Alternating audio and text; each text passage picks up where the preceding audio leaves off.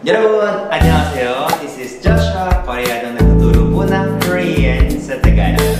Hi mga chingu! Kamusta po kayong lahat? Sa video po na ito ay i-share ko po sa inyo how you can master Korean in just 3 minutes. Within 3 minutes, I'm going to teach you the pattern, the concept of how you can master Korean in the easiest and the funniest way to learn Korean. Paano po ba nag-aral ng isang lengguwahe ang mga bata? They started first, listening. Second, speaking. But they never learned vocabulary, grammar. Pero karamihan po sa mga nag-aaral ngayon ay inuuna po nila sa pagkakabisado po ng mga grammars, pagkakabisado po ng mga vocabularies. That's why, kahit na minemorize at minemorize po natin siya, ay nahihirapan at nakakalimutan po natin siya. So, here is my advice, everyone, for you to master Korean. You practice Korean like a baby. Ano ang ibig sabihin nun? One example. 오늘 날씨가 더워요.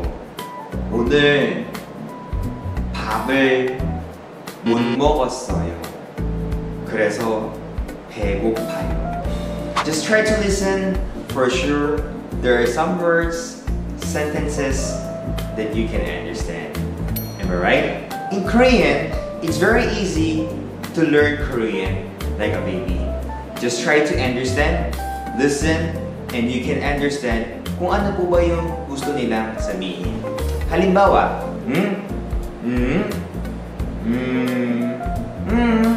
I just used only one word, but it has a lot of meaning. Another example, 네.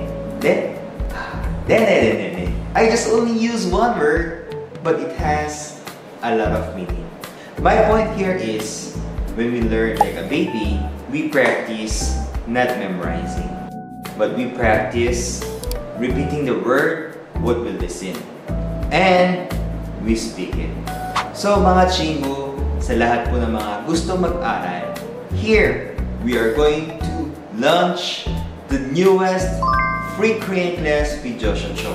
So abangan po ninyo yung ating announcement, at kung kayo po ay isa po sa mga interested na gustong mag-join, don't forget and don't worry, this class is only for free. So if you're interested, hintayin niyo po ang ating announcement and see you there. Annyeong!